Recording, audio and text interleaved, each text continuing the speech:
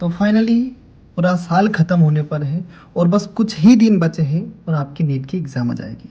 आप एग्ज़ाम दोगे और एग्ज़ाम देने के बाद में बस एक ही ख्याल रहेगा कि काश पढ़ लेते तो अच्छा रहता, काश ऐसा पढ़ लेते तो अच्छा रहता, हमारा सिलेक्शन हो जाता या हमें सेफ स्कोर आ जाता।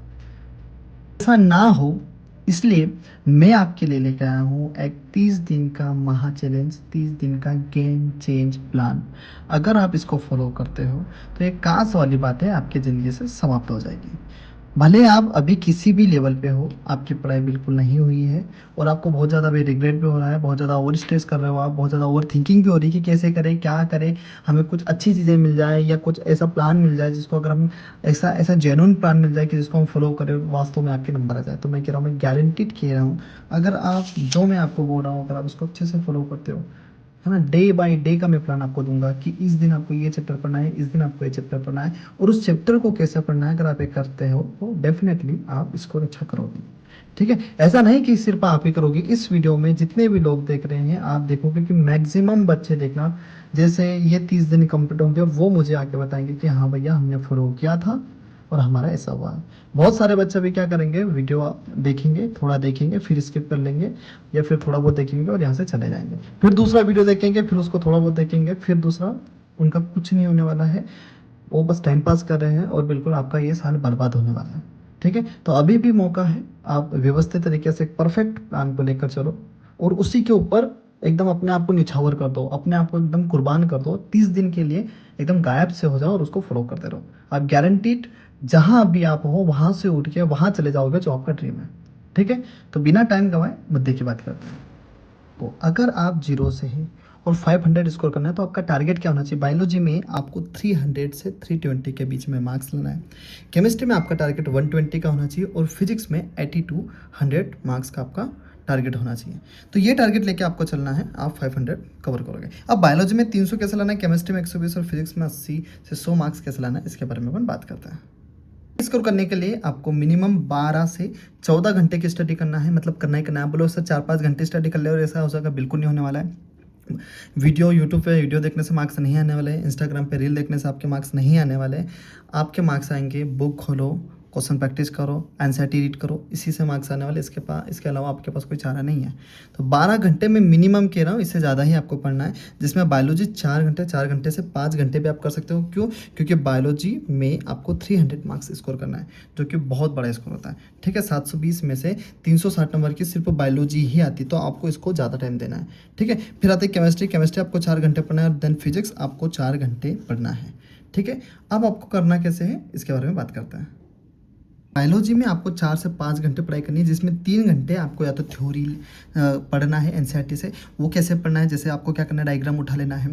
ठीक है, की पॉइंट सारे अच्छे से पढ़ना है, थ्योरी अच्छे से पढ़नी है उसकी। उसके अलावा आप एग्जाम्पल्स हो गए, लॉ हो गए, डाटास हो गए, ठीक है, ईयर्स जो उसमें मेंशन है वो आपको अच्छे से करना है। एनसीईआरटी को अच्छे से बिल्कुल आपको पढ़ डालना है 3 घंटे के अंदर। इसके बाद में 1 घंटे आपको क्वेश्चन प्रैक्टिस करना है। क्वेश्चन प्रैक्टिस में आप क्या करोगे, आप पीवाईक्यू प्रैक्टिस करो। ठीक है, 10 साल के आप पीवाईक्यू प्रैक्टिस इसमें करेंगे।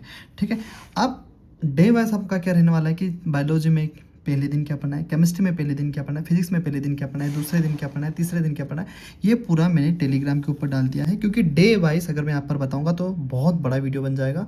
ठीक है, जो कि आपका बिल्कुल टाइम वेस्ट होने वाला है। तो मैं क्या करूँगा, टेलीग्राम की लिंक मैंने इसमें दे दी, जिसमें डे वाइज मैंने वहाँ पर प्लान सेट कर दिया है कि बायोलॉजी में ये 2 चैप्टर पढ़ना है, केमिस्ट्री में 1 चैप्टर पढ़ना है, फिजिक्स में 1 चैप्टर पढ़ना है। ठीक है, तो उस हिसाब से आपको अपना प्लानिंग जमानी है और आपको पढ़ते जाना है। ओके, तो अभी हम बात करेंगे कि इन चैप्टरों को कैसा करना है। अगर मैं बात करूं बायोलॉजी में आपको क्या करना है, सबसे पहले फोकस करना है इजी और आईएमपी चैप्टर्स के ऊपर।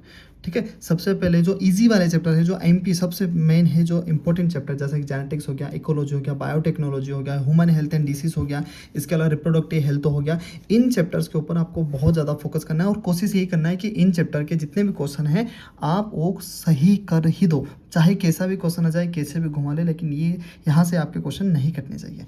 इसके अलावा अगर मैं एनसीईआरटी के लिए अगर बात बताऊँ, वो आपके लिए वरदान है।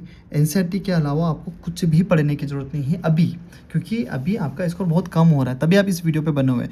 तो अभी आपको इधर उधर नोट्स नहीं पढ़ना है, बिल्कुल भी नहीं पढ़ना है, क्योंकि वो बहुत ज़्यादा डेप्थ में होते हैं और लिंक नहीं बन पाती। तो अपने को क्या करना है, मेन अभी फोकस करना है सिर्फ एनसीईआरटी के ऊपर। उसमें आपको क्या करना है, जितने भी डायग्राम दिए हैं उसको अच्छे से कर लेना है, जितने भी फ्लो चार्ट्स दिए हैं उसको प्रैक्टिस करो। बना बना के देखो सारे की पॉइंट्स, जैसे कि आपने पीवाईक्यू प्रैक्टिस करी, उसके बाद में आप एनसीईआरटी में देखो कि वो जो पीवाईक्यू जो की लाइन थी वो एनसीईआरटी की किस लाइन से आई थी, आप वहाँ पर उसको मेंशन करो, ठीक है, और उसको बार बार रीड करो, उसको अंडरलाइन कर लो, और बार बार जब जब आप उसको पढ़ो उसको आप ज़्यादा ध्यान से पढ़ेंगे। इसके अलावा जितनी भी डेट्स दी है ना, चाहे वो साइंटिस्ट वाली डेट हो या किसी साइंटिस्ट ने कोई लॉ दिया है, वो किस डेट में उसने लॉ दिया है, वो डेट आपको अच्छे से याद करनी है। सारे एग्जाम्पल, क्योंकि एग्जाम्पल से तो हर साल क्वेश्चन बैठता है बेटा, हमेशा आ रहे हैं और आते जाते हैं, ठीक है।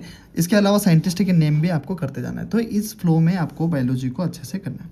इसके अलावा आप क्या करोगे, इन चैप्टर्स के 10 से 15 साल के आपको पीवाईक्यू करना है, और इसके बाद में आपको क्या लगाना है, टेस्ट लगाना है। अब टेस्ट कैसे लगाना है वो भी मैंने प्लानर में सेट कर दिया है कि कौन से दिन आपको टेस्ट देना है, कौन से दिन कैसे टेस्ट देना है, वो सारी मैंने उसमें मेंशन कर दिया है। तो बायोलॉजी में आपको इन चीज़ों का ध्यान रखना है।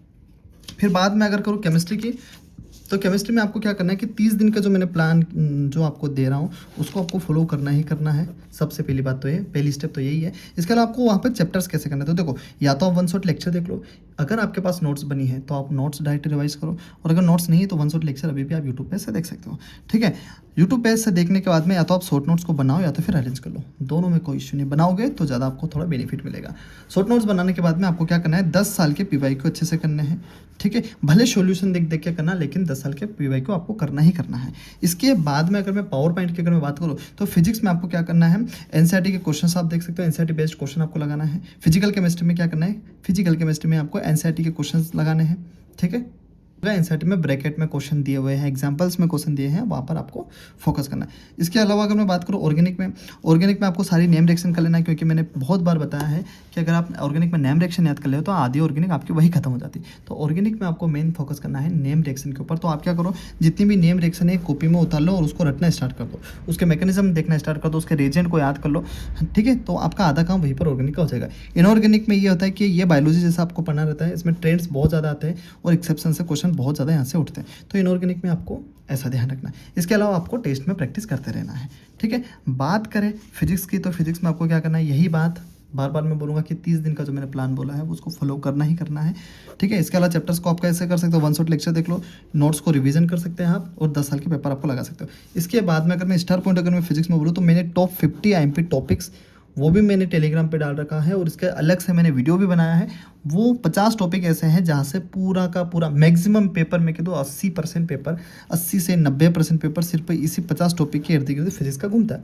तो आप उन 50 टॉपिक को लिखोगे और उसको सोल्व करना स्टार्ट करोगे। जब आप इस चैप्टर को पढ़ोगे तब उन टॉपिक को भी आप ज़्यादा फोकस करोगे, उन टॉपिक पर आप ज़्यादा फोकस करोगे, ठीक है। तो व्यवस्थित तरीके से आपको पढ़ाई करना है। सारे जो डे वाइज मैंने वो जो भेजा है आपको अच्छे से पढ़ना है, अच्छे से उसको फॉलो करना है, और अपने आप पे भरोसा भी रखना है। सबसे मेन बात होती है खुद पे कॉन्फिडेंस लाना, खुद पे भरोसा आपको करना पड़ेगा।